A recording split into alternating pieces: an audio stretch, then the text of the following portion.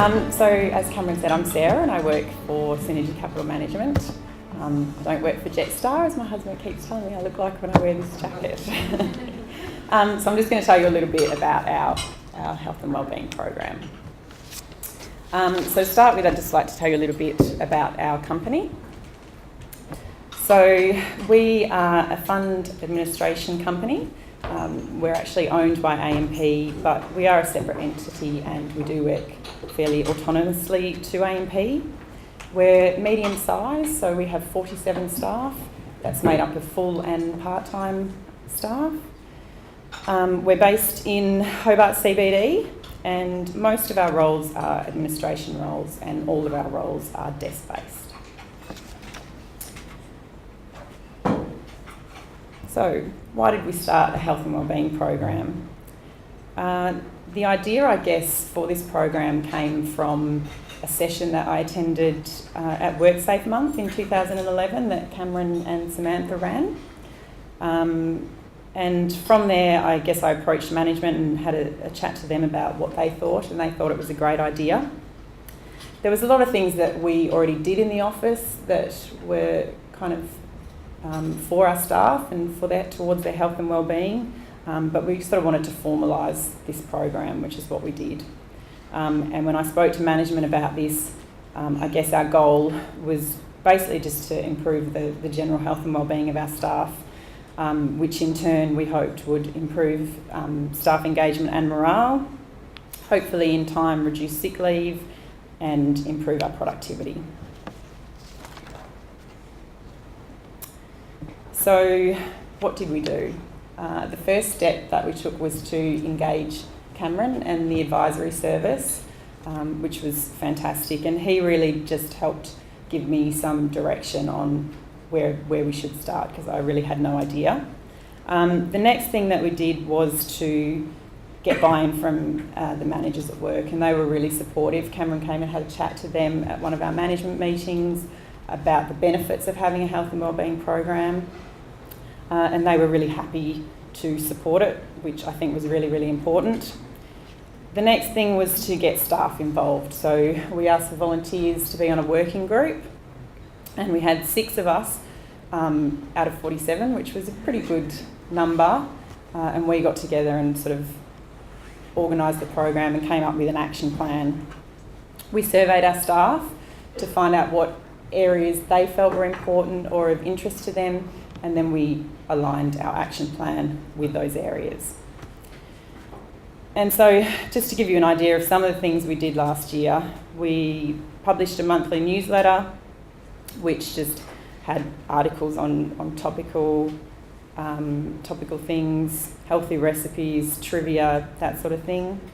We started running fortnightly massages for staff, so that is still going on at the moment. With that, it's at staff's own cost. However, they're given the time during work hours to do that, and staff are quite happy with that. They're happy to pay for it.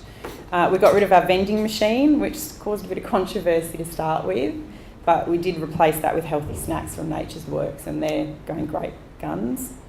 We set up a library of resources for staff in our breakout room. We organised health checks, had a few guest speakers.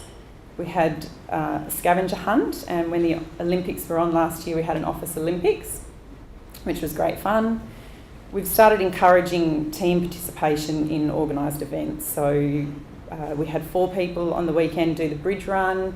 We had, I think, 3 people last year do Point to Pinnacle, and we're hoping to get a bigger group this year to do that. We had lunchtime meditation sessions and walking groups, flu vaccinations. We now have a smoothie club, so every fortnight on a Wednesday morning we make smoothies for the office. We actually charge people $2 for a smoothie, which they're quite happy to pay. And we bought a blender obviously for that, and that's going really well. And we also started linking our health and wellbeing to the community work that we do. So we try and organise a lot of fundraising and volunteering in the office. And that a lot of those things sort of link in with health and wellbeing. For example, Relay for Life, National Tree Day, we had a group go out and plant trees for the morning. and biggest morning tea. And all those things have worked relatively well.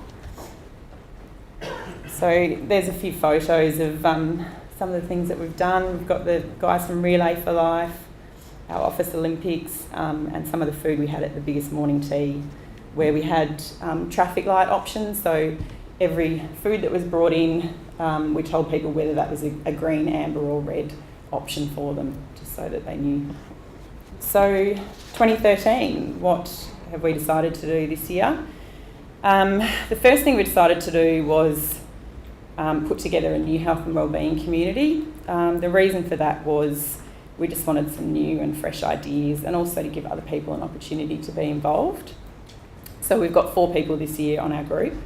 We had our first meeting last week, and we decided that we would like to survey staff again and find out from the activities that we ran last year what they actually enjoyed or what they didn't enjoy, and maybe get some ideas from them about things that they would like.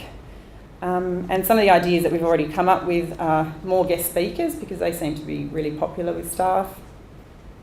Pedometer challenge, which we're hoping to start in the next few weeks, where we'll get teams of people to band together and try and take as many steps as possible, and we'll have prizes for team winners and individual winners. We'd like to do skin checks, and hopefully some more staff engagement activities such as scavenger hunt, orienteering and perhaps corporate games. So that photo there is from the last scavenger hunt that we had, where staff had to go out with a camera, and we gave them clues, and they had to try and work out what they had to take a photo of from the clues that were provided, which was a lot of fun. So the outcomes, I guess from my point of view, the biggest outcome has been an improved engagement by staff, and staff morale I think is really good at the moment. We've had some individual cases where I think staff, and one person in particular, have made dramatic improvements to their health, which is a really positive thing.